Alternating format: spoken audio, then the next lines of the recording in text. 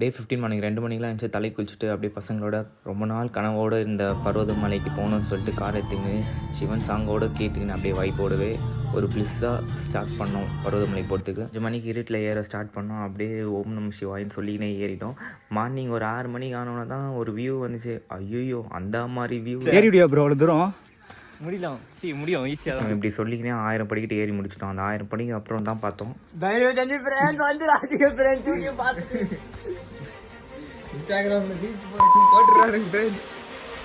ஆனால் வர எனக்கு தான் தெரிஞ்சு ப்ரோ.